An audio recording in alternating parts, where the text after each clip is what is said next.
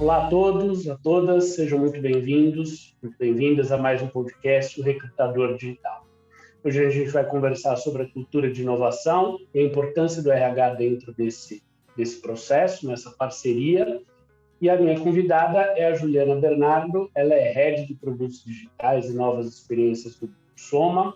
Tive a honra, a alegria de trabalhar com ela durante um tempo, uma pessoa que, além de uma bagagem do ponto de vista técnico, teórico e inovação muito grande, mas também uma grande capacidade de execução, de transformação, de planejamento em ação, e acho que isso é algo super importante no mundo corporativo, no RH. E quando a gente fala de inovação, Ju, se apresenta, conta um pouco da tua história, fala de você aí, para as pessoas te conhecerem um pouco melhor. Legal, muito obrigada pelo convite, né? Estou super honrada de estar aqui podendo trazer um pouquinho, acho que mais da minha experiência até, né? Do que de teoria só, mas de estar fazendo essa troca, né? Principalmente com você. Então, obrigada. E você está me apresentando melhor que a minha mãe já, então tá ótimo, né? Mas complementando, né? É isso, né? Acho que são mais de 20 anos aí de carreira muito focada no corporativo e como uma naturalmente interativa, né? E curiosa, eu comecei a migrar minha carreira nos últimos 5 anos, né, para a inovação, vendo, né, a transformação digital acontecer, a indústria 4.0 chegando e toda a curiosidade que eu tinha, né, em relação a como que isso vai servir a todos, né, e não só a um percentual, né, e como é que isso vai servir também à organização. Então, pensando no mundo, né, e pensando nas organizações.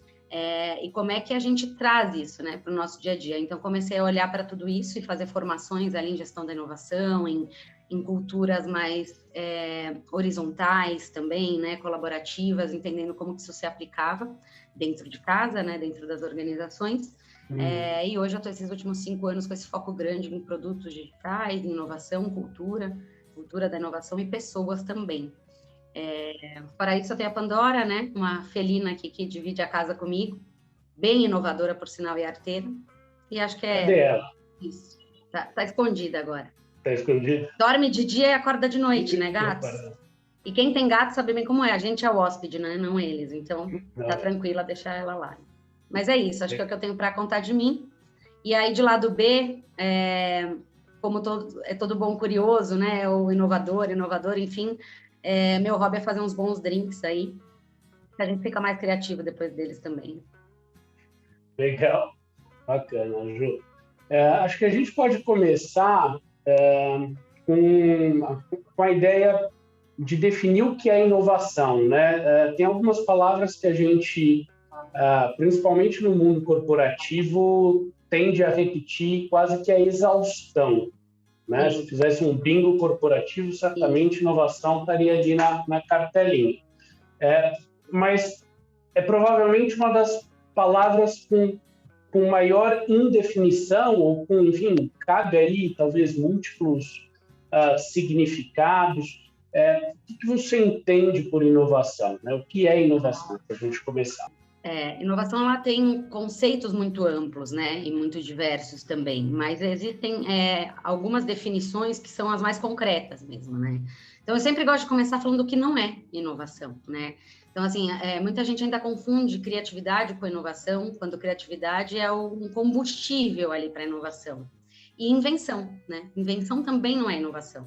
Então, eu passo a falar que é uma inovação quando eu gero valor real, né, para um mercado, para o segmento, para a comunidade.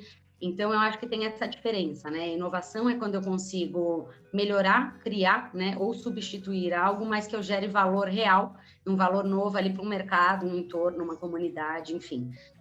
Então, acho que falando do que não é, né, não é criatividade, não é invenção, inovação sempre gerando um valor real, né, execução, aplicabilidade, né? E servindo, né, uma população, alguém, um produto, um serviço, enfim. Aí você tem vários tipos dela. Legal. Acho que isso dá gancho para a gente entrar, então, na segunda pergunta, né, que quais são os tipos de inovação? Porque a gente percebe que, você falou, né, da melhoria de alguma coisa, ou de um novo formato, né, de uma entrega um pouco diferente, ou completamente diferente, né? A gente tem muitas vezes um caso, acho que clássico, né, que é bastante estudado, é o modelo do Netflix, né, quando comparado ao que a gente tinha no passado, locadoras, ou mesmo, né, a televisão, né, o quanto as emissoras tradicionais de televisão tiveram que se adaptar agora a uma nova competidora que não só veicula conteúdos, mostra ali filmes, séries, seja lá o que for, mas também a produz, né? Então, quais são esses tipos de inovação e como é que a gente pode trabalhar isso dentro da realidade, né, de cada um aqui dos ouvintes? Sim, também é muito diverso, né, quando a gente fala em tipos de inovação. Eu acho que o que é mais levado ao pé da letra, e se a gente trouxer aqui a conversa, né, mais para o mercado corporativo, é muito os 10 tipos da inovação, que é um livro do Larry Kelly, se eu não me engano, né?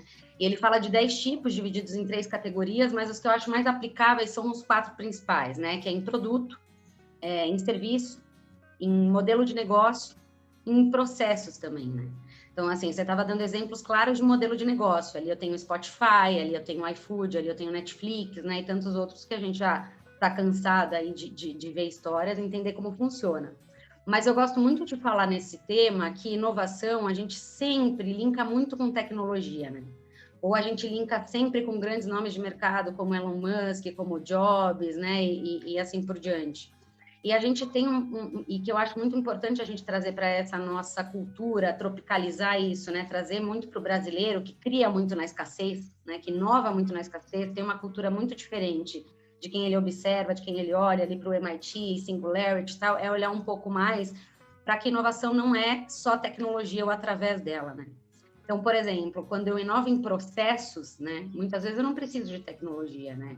Isso se aplica muito quando a gente fala em RH ou nas áreas das empresas como um todo também.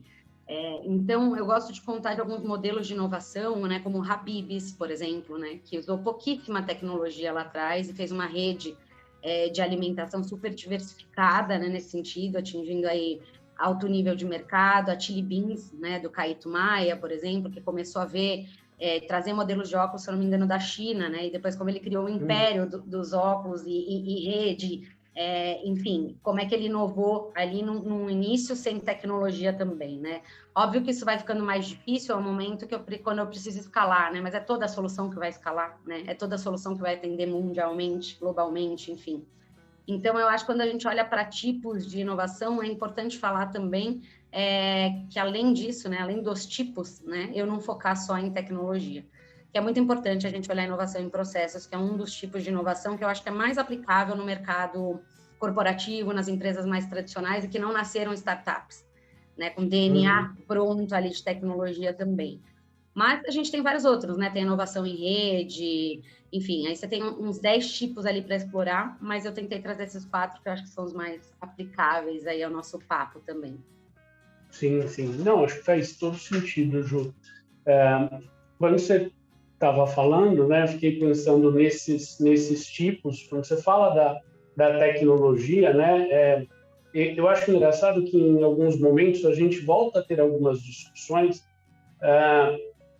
que já deveriam de alguma forma ter sido ultrapassadas, né? Na década de 80, a década de 90, quando você teve a explosão ali dos ERPs, né, dos softwares de gestão empresarial, um dos pontos era a questão da tecnologia, né? Então, todo mundo apostava na tecnologia como solucionadora dos problemas e pouca gente, inclusive, dava atenção a processo.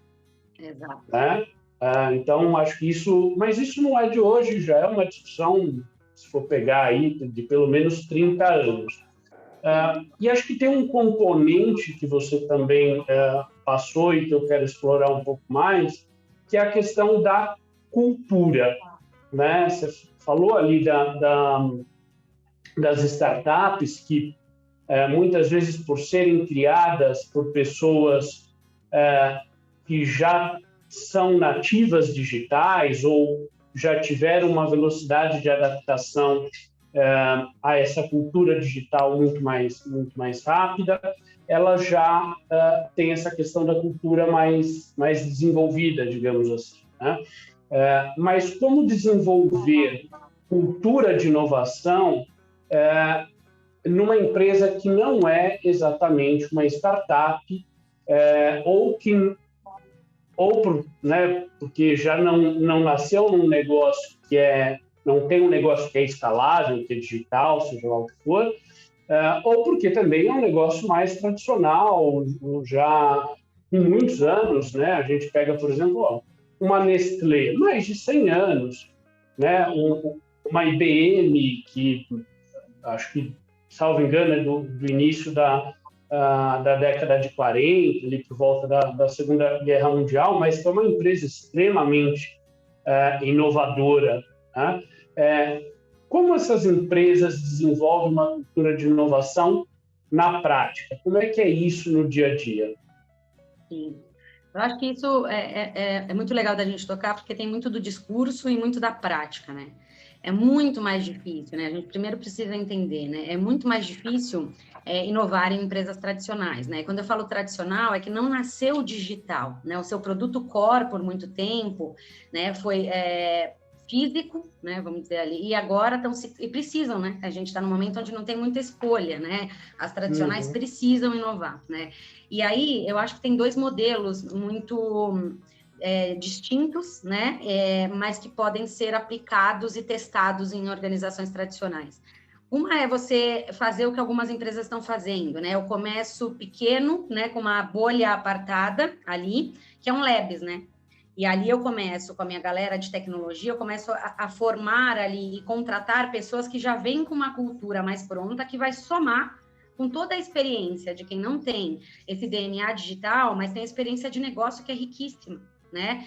Se essas duas áreas entenderem o principal desafio, né, que aí está o equilíbrio, como elas colaboram e não como elas competem, né? A partir do momento que elas colaboram entre si, né, entendem a riqueza que essas duas potências trazem juntas, a organização tradicional tende a fazer assim, né? O que acontece é que tem um desafio enorme ali, né? Então, assim, eu começo a ter barreiras, né? Porque eu tenho uma organização tradicional funcionando num viés de hierárquico, né? Que é a grande maioria das organizações, foi assim que foi constituído, comando e controle, né? Que é mais natural, então como é que funciona? Um lá em cima das ordens, né? E poucas pessoas embaixo são ouvidas e o resto é mais executa, né? Eu não trago pessoas muito para pensar ou dar voz, eu trago para executar, e foi um padrão que por muito tempo serviu, talvez ali na área industrial, né, em outras, executores mesmo. Só que isso se transformou e os modelos de gestão não, né? Então, assim, quando você tem essa bolha mais apartada que é o Labs, né, ali você já tem uma gestão diferenciada, geralmente você já tem uma turma de colaboradores trabalhando em modelos ágeis, né, que automaticamente são processuais, tem um framework ali que permite que essa galera trabalhe num ritmo muito mais acelerado, e você começa a permitir um dos fatores principais para a inovação acontecer na organização tradicional, que é teste e erro, né? É a cultura do erro, né? E a cultura da confiança, né? Se eu não confio, eu não permito ao erro, né? Se eu não empodero, eu não permito ao erro. E começa a dar voz, né? Ali você começa a ter todo mundo participando, né, de um problema que às vezes está lá na ponta, mas a gente leva lá para a última instância da gestão, né, resolver, né? Quando aquele cara que está no dia a dia tem muito mais voz para dizer o que pode ou não ser feito.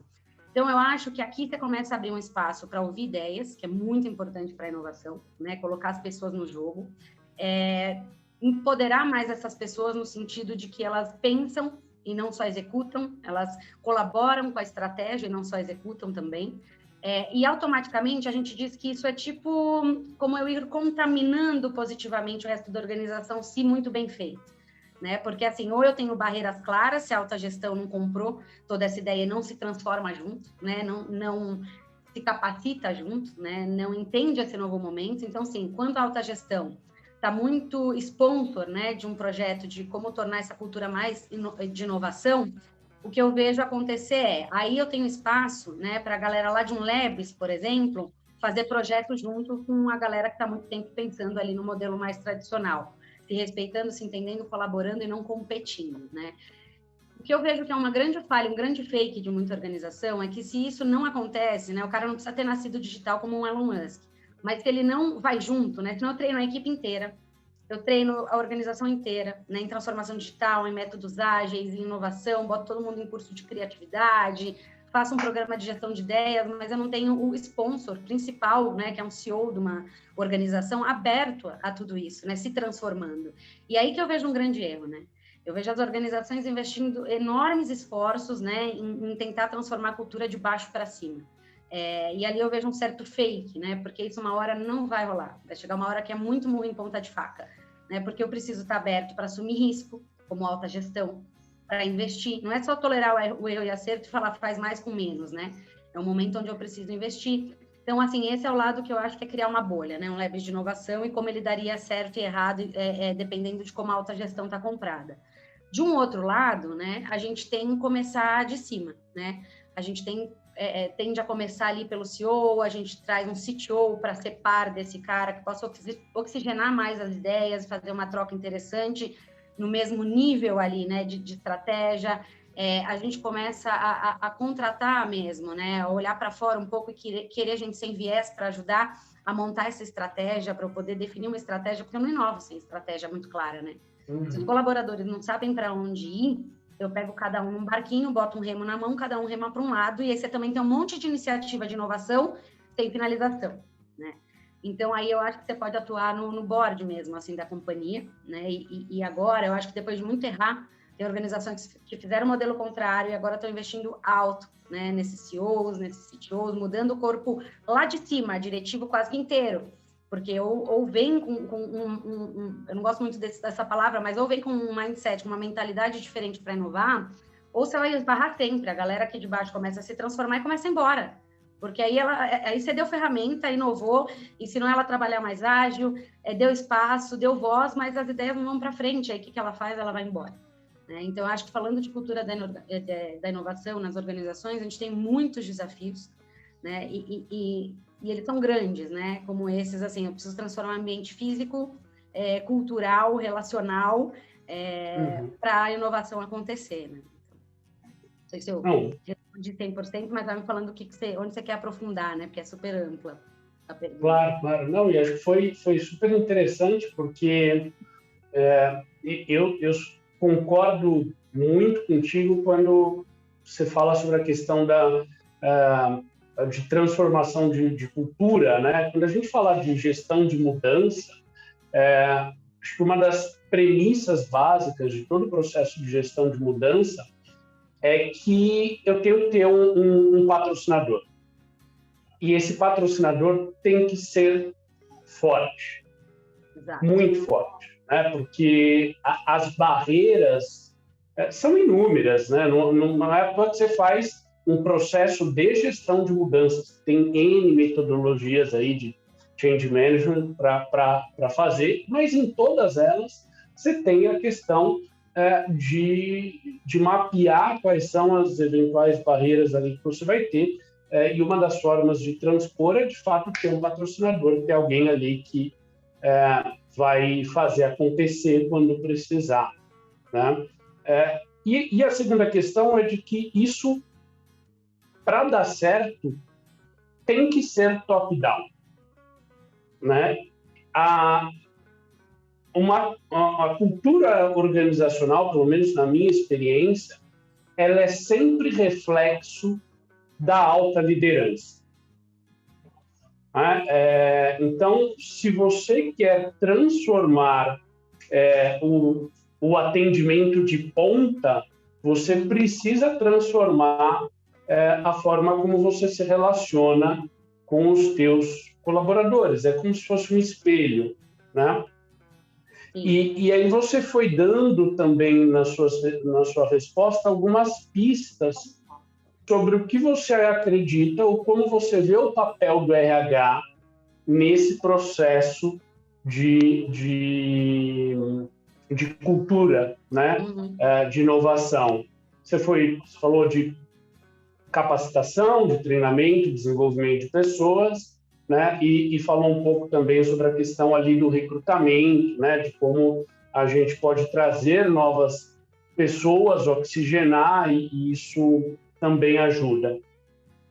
Existem outras, na tua visão, existem outras questões que o RH pode contribuir? Qual é o papel do RH nessa cultura de inovação, né? Pensando de que, de alguma forma, a gente está falando, ainda mais, né, no contexto do Brasil, a maioria embora a gente tenha um ecossistema de startups super interessante, a maioria esmagadora das nossas empresas não são empresas digitais, não são startups, né? Exatamente.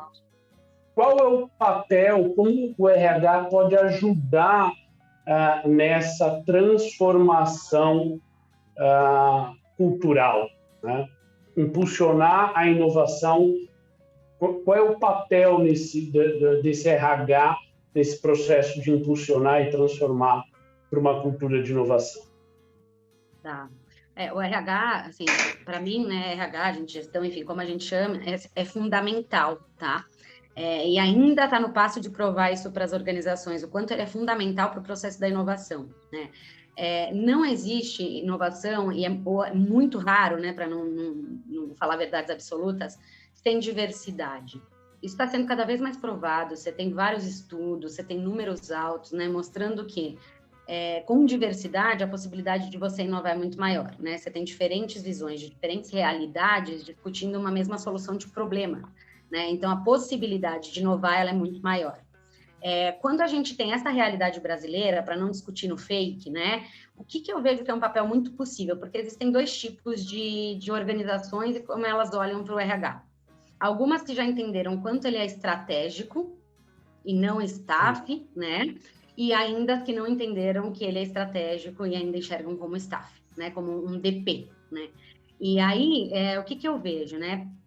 Nas duas, a gente tem uma possibilidade muito grande de o RH ter uma força de contratação da diversidade, né? Então, eu começo a trazer mulheres para a tecnologia, né? Pessoas de raça, gênero, enfim, todo tipo de diversidade, né? Intelectual, inclusive. Às vezes você tem diversidade de raça e de gênero e não tem diversidade intelectual na mesa, né? Então, o RH começa por ali, né? Falando ali de uma perninha, né? Que parece pequena, mas representa tanto hoje, ainda mais com a demanda e oferta de profissionais, né? A gente ter uma contratação mais diversa para a empresa, né? Porque, naturalmente, quando eu começo a popular isso ali embaixo, ter esse tipo de discussão, isso vai também evoluindo, né? Subindo e chegando ali, pelo menos, na média liderança.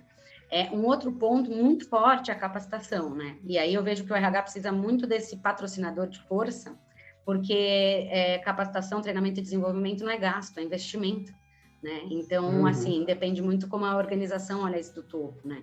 E quanto mais você treina, dá ferramenta, dá possibilidades, né? Dá conceitos e você dá potencial para essas pessoas aí também inovarem, né? Pensarem diferentes, né? Às vezes você tem dentro de casa pessoas com 10 anos de casa, 20 anos de casa, que pouco estão olhando para fora, né? E que não tem o perfil de olhar, mas é muito bom no que faz, né?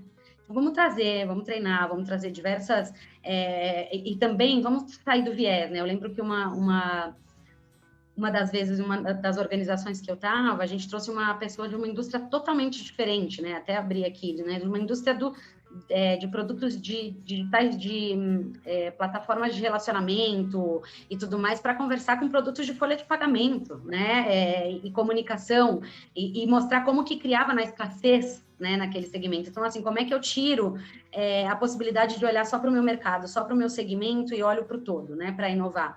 Então, acho que o RH tem esse papel muito importante também de trazer para dentro essas palestras, esses pequenos momentos, né, cafés ali colaborativos. E além, né, quando eu falo em espaço físico, a gente pode parecer besteira, mas não é, né? A inovação, ela precisa de um espaço mais colaborativo para acontecer, né? Se eu tenho todo mundo dividido por baias, né, e vidros na frente, sem poder se falar o dia inteiro, o cara senta ali às 9 da manhã e sai às 5 da tarde, eu já não estou nem proporcionando um espaço colaborativo para isso acontecer, né? Uma outra parte, eu acho que é modelo de gestão, né? A gente está mudando muito e vai ter que mudar cada vez mais modelo de gestão, né? Eu brinco que os modelos de gestão organizacionais e as escolas são as coisas que eu menos vejo evoluir, né? A escola é a mesma que a minha bisavó sentou, praticamente, né? E os modelos de gestão vêm vindo desde da era industrial e aí daí por diante. Então, qual é o tipo e como que a gente flexibiliza ali um modelo de gestão, né? Ou faz isso acontecer de uma forma diferente? Como que a gente avalia não só performance, né? Como que a gente avalia também esse eixo que vai além de habilidades e tudo mais, né? Como é que eu avalio esse eixo de inovação mesmo, né? De possibilidade de se abrir para novas ideias, né? Como é que eu faço uma premiação disso? Como é que eu não boto uma competição entre as pessoas e tem uma colaboração, né? A gente vem de organizações competitivas, né? Eu fui avaliada em bancos muito tempo por nota, né? Nota de corte como a escola, por exemplo, né? Então, acho que tudo isso está muito ultrapassado. Você ainda vê muitos RHs trabalhando ali com Nine Box ou algo do tipo, né? Quando mudou, né? Mudou a forma de trabalhar, mudou a forma de avaliar. E eu acho que é isso, né? Tanto na estrutura física, como nos modelos de gestão, como em treinamento e desenvolvimento, e nos RHs cada vez mais estratégicos, né? O poder dos dados, né? Eu acho que você trabalhando ali com ciência de dados, enfim, e conseguindo provar, né, ali também o seu papel potencial, né, em trazer tudo isso para uma empresa inovar, começa a fazer mais sentido, assim. E, no fundo, a inovação, ela é por, né, pessoas e de pessoas, né? Então, assim, como é que eu tiro o RH, né, disso? Como é que eu separo, né? Então, acho que são áreas que, quando áreas, né? Eu nunca acreditei muito numa área de inovação sozinha, né? Eu acho que ela existe até um determinado momento, depois ela tem que se dissolver. Mas quem tem que estar lado a lado trabalhando nessa gestão da inovação em empresas tradicionais que ainda precisam dessa área para pulverizar, né, essa cultura de inovação, é o head de RH. Senão não anda, né? É uma dupla ali que tem que andar praticamente juntas, até que essa cultura seja dissolvida e o RH absorva toda ela e cuide também da cultura da inovação. Bacana, Ju.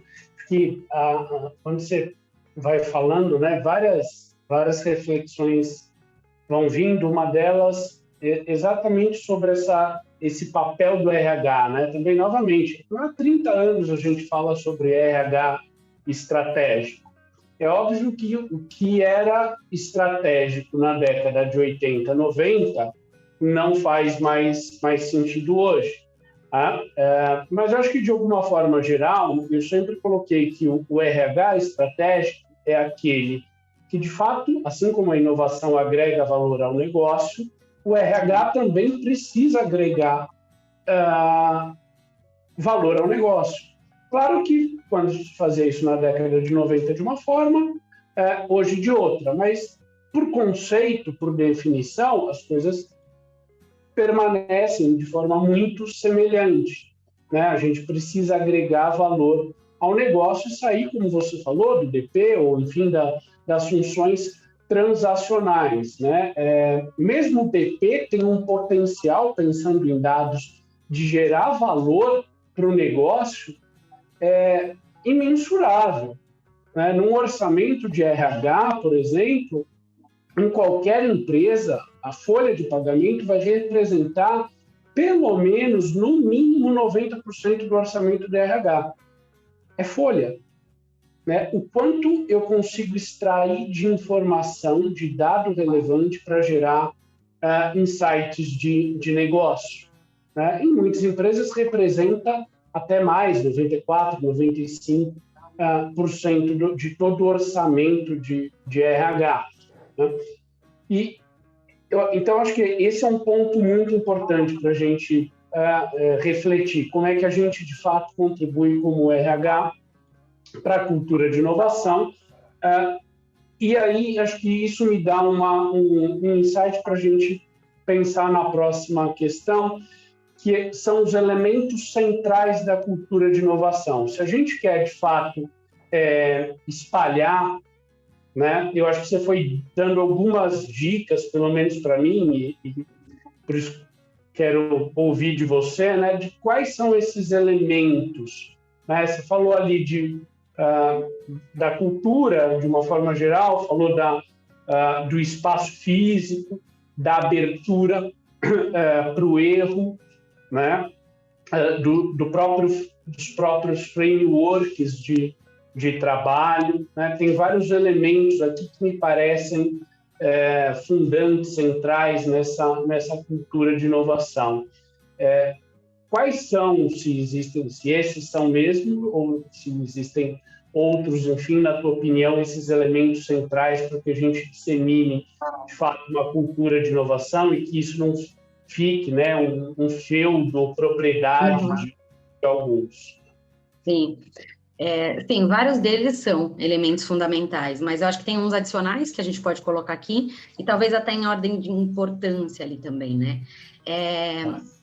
Tem uma boa estratégia, né, comunicada e definida, você também não consegue ter uma inovação, senão é aquilo que eu já falei, muita iniciativa e pouca acabativa. E aí você vai ver isso se repetindo em diversas organizações, assim, não tem como, tem que estar muito claro, tem que partir de cima para onde a gente vai, né? Isso é o mínimo para acontecer. E aí, se você pega os exemplos que a gente já falou que estão bem manjados, mas que estão reais, né, de Elon Musk, de Jobs e de muitos outros, né, você percebe que partia dali, né, que todo mundo tinha ali uma visão muito clara que partia dali mesmo, né, e que sai muito fácil para depois ela ser perpetuada entre toda a organização e a gente saber para onde vai. Aí eu sei como eu inovo, como eu comunico, quais os meus limites, né, se eu estou na contramão, se eu não estou, porque senão o que a gente faz, né, Gabriel?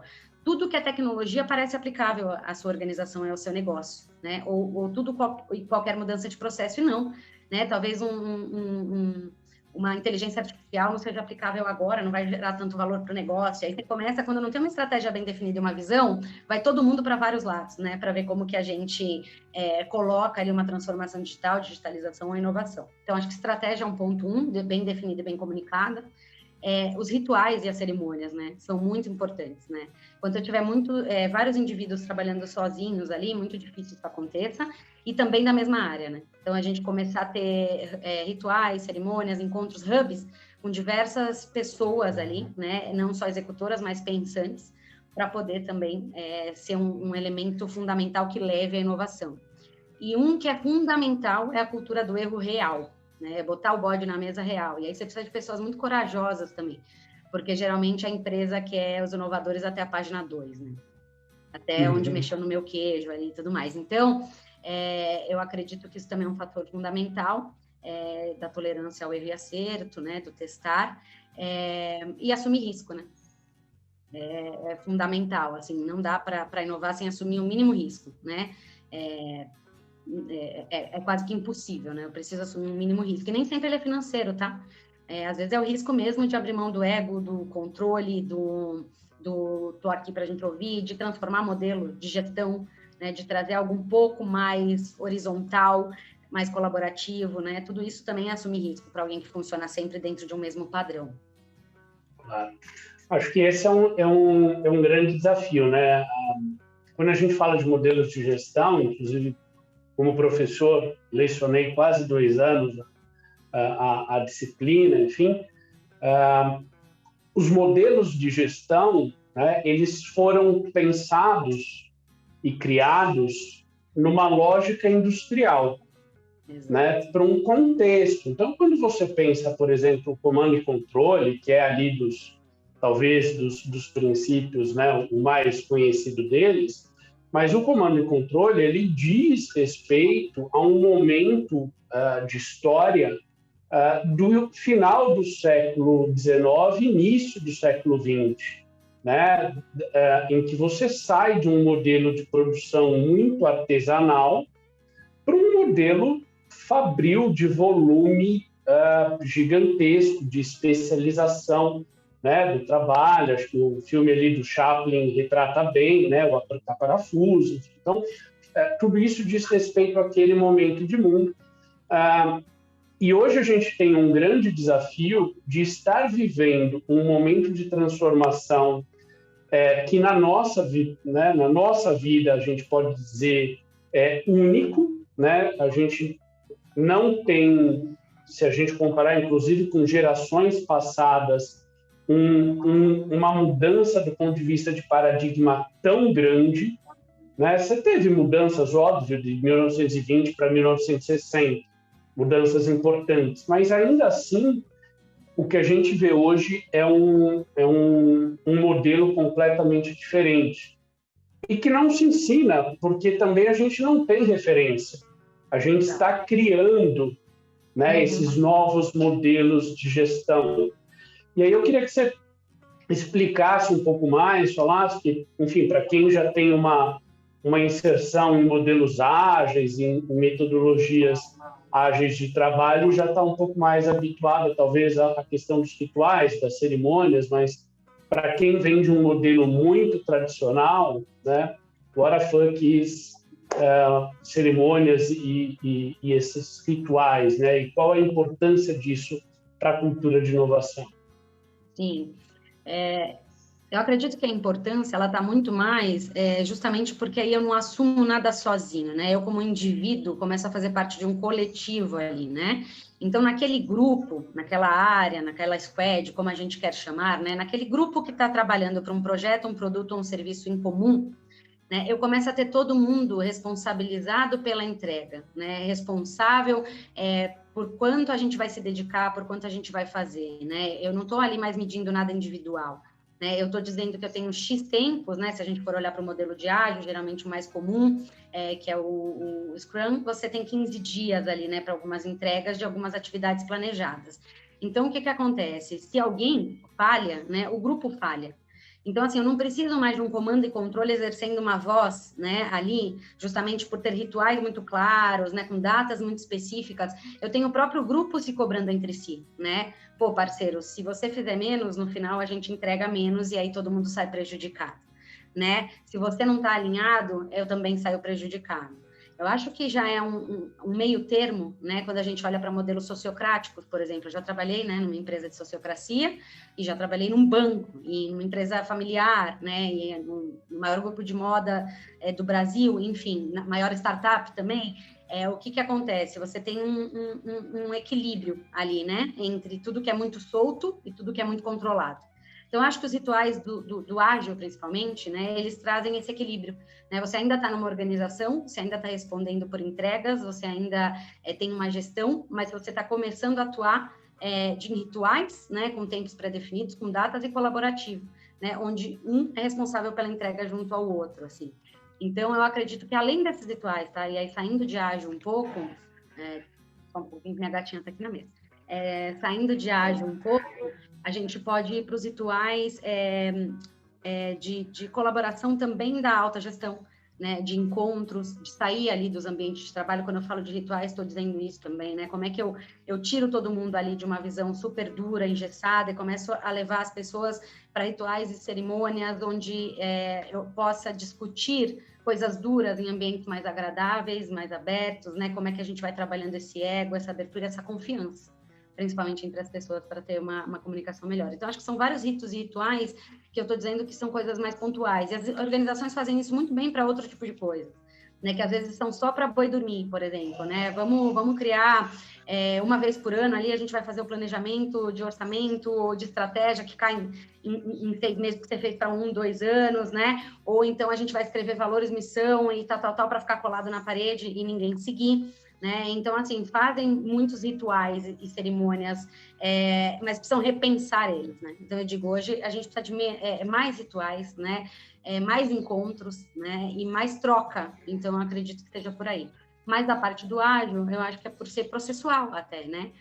Sistêmico, cíclico. Então, isso acaba gerando maior valor e maior resultado aí para as organizações também.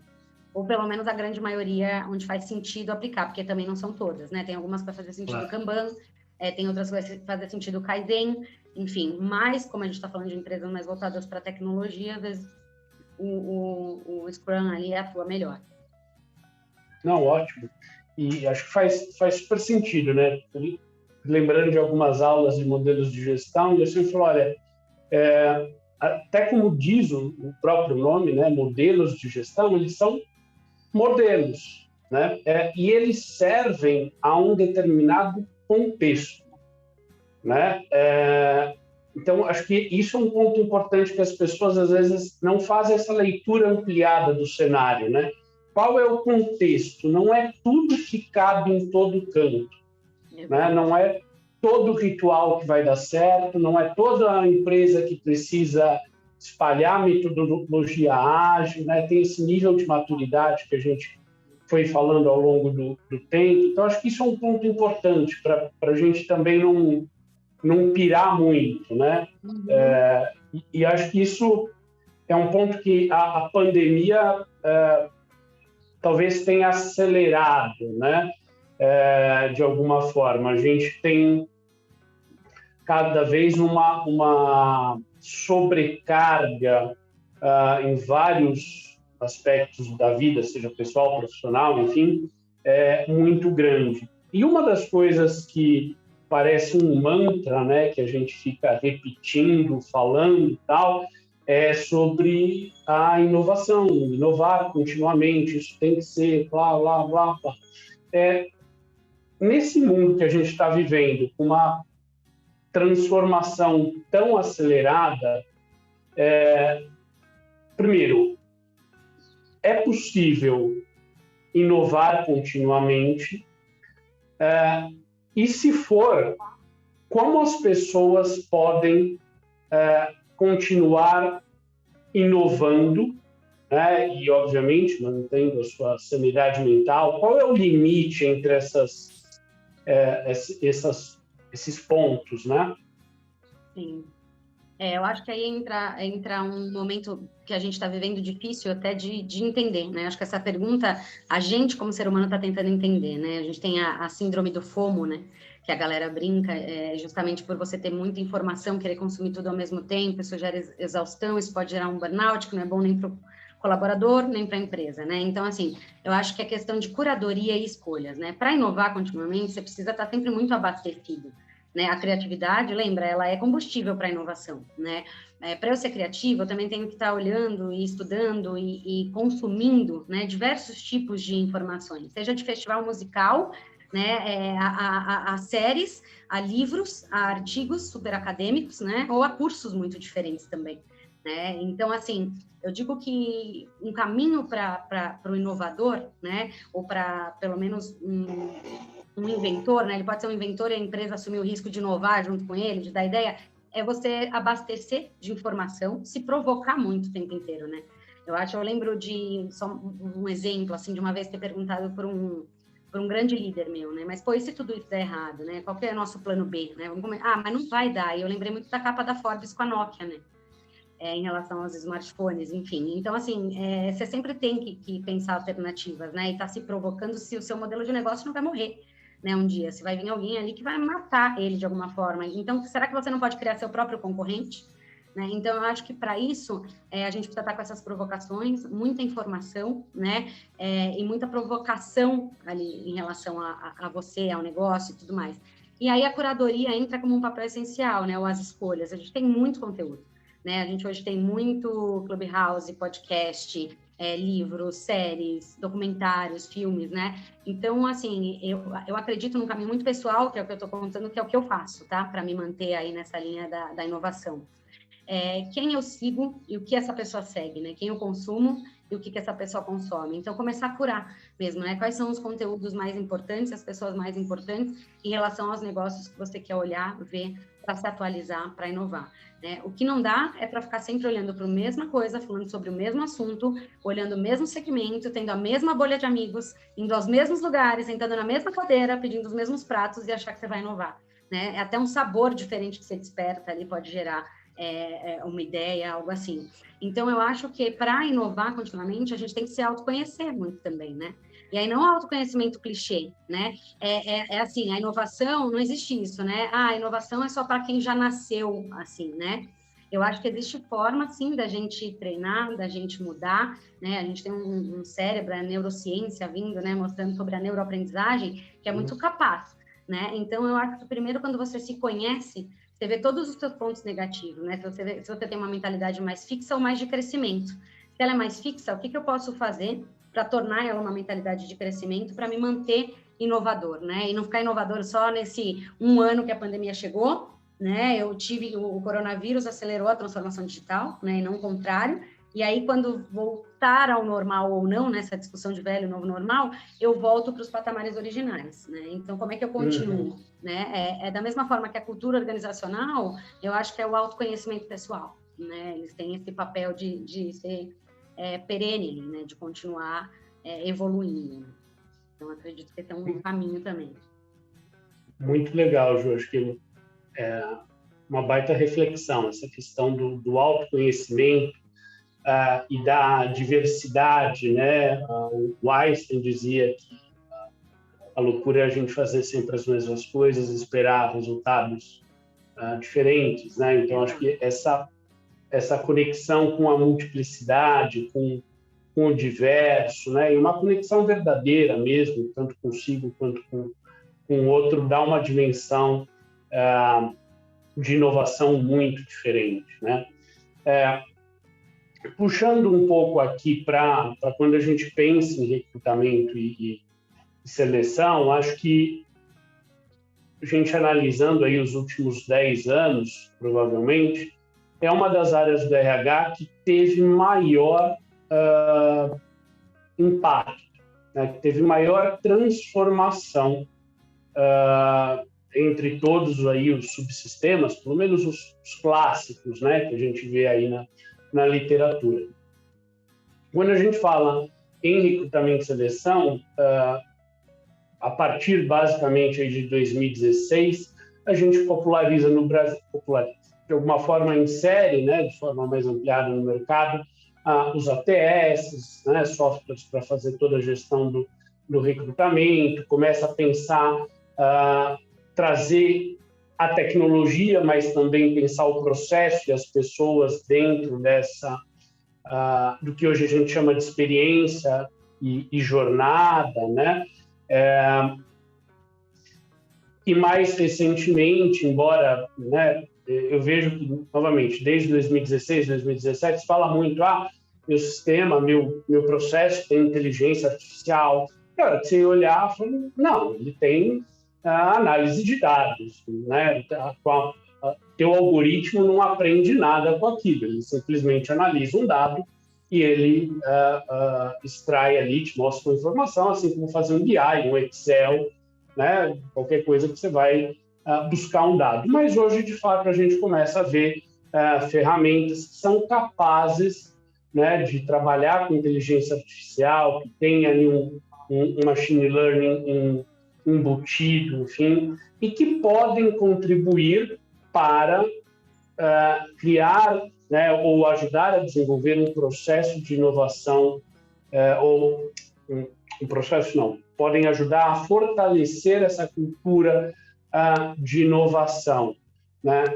De tudo aí que você estuda, né, e está vendo em termos de inovação, o que você acha que faz mais sentido para trazer para o recrutamento e seleção, ou na tua experiência, como alguém que está sempre andando junto aí no RH, né, o que de inovação para o recrutamento e seleção surgiu nos últimos anos e fez mais sentido, né, óbvio, sempre na tua experiência, pensando em inovação? O que essas práticas ajudaram ou não, né? A gente fala sempre muito da questão do viés, né, que isso pode...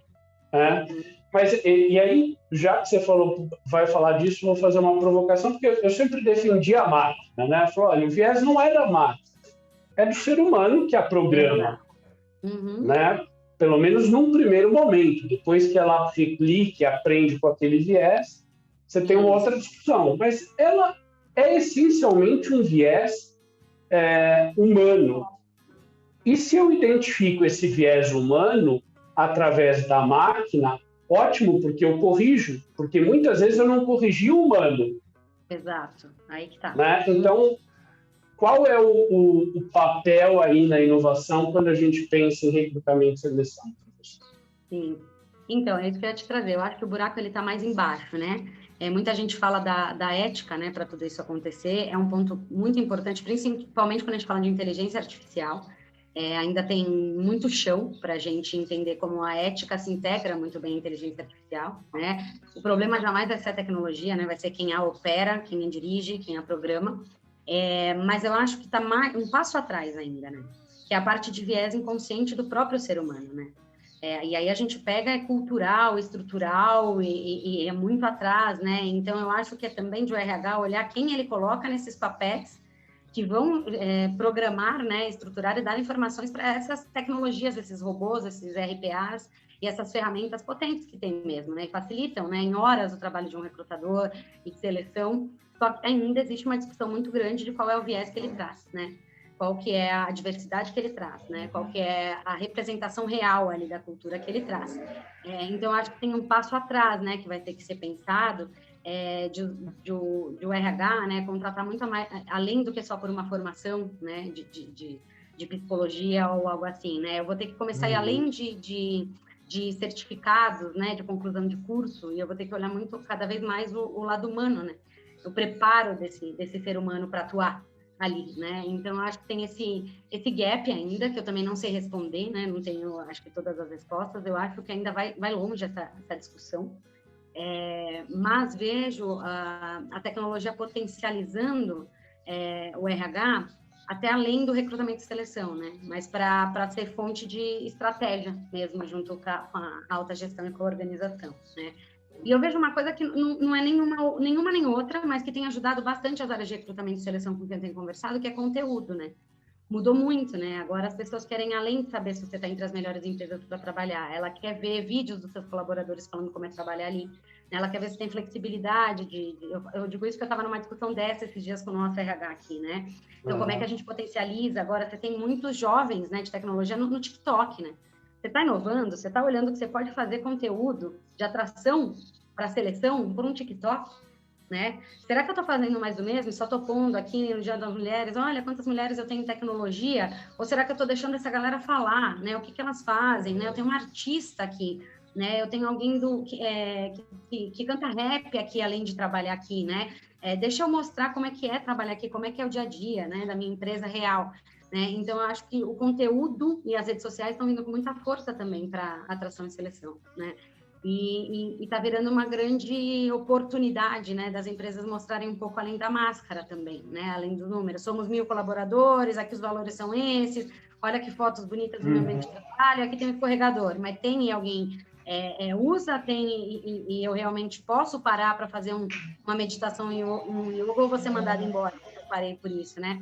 Então, acho que essa parte de trazer o conteúdo e mostrar mais o dia a dia mesmo, né? Quem somos, quem contratamos, como atuamos, né? Na voz do colaborador e através de mídias como o TikTok, como o Twitter, né? Será que eu estou inovando a forma de comunicar ou estou inovando só os processos internos? Porque aí não adianta, né? Se eu não comunico isso bem, eu acabo não trazendo para dentro também. Então, assim, esse não é um tema que eu domino, mas é o que eu tenho visto acontecer. Não, muito legal, Ju, porque eu acho que esse é o caminho, né? Quando a gente pensa em... O que eu tenho visto também está muito alinhado com essa estratégia de dar voz, de colocar o colaborador de fato como centro, né? E a partir dele a gente pensa os processos, tecnologia, comunicação, né? Mas essa coisa de, puta, eu tenho um talento aqui, o cara canta rap, o cara escreve bem, ele tem um papel social para além do trabalho e que, de repente, ele performa super bem, né? Por que não aproveitar esse talento para expor a pessoa, expor no sentido positivo, né? Trazer ali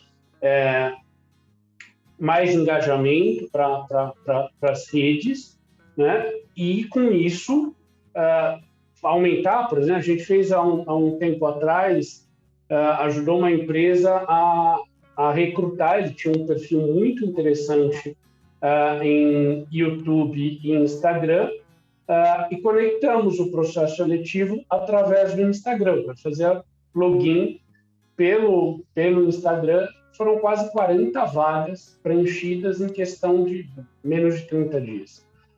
Mas porque entendemos qual era o perfil do público que esse cara precisava contratar, onde ele estava, onde tinha maior audiência. Né? Então, acho que... E, no fundo, eu acho que a gente volta lá atrás a entender o que é estratégia. Né? Entender o que, de fato, faz sentido para aquela organização no contexto que ela se insere E aí, acho que o segundo ponto, né?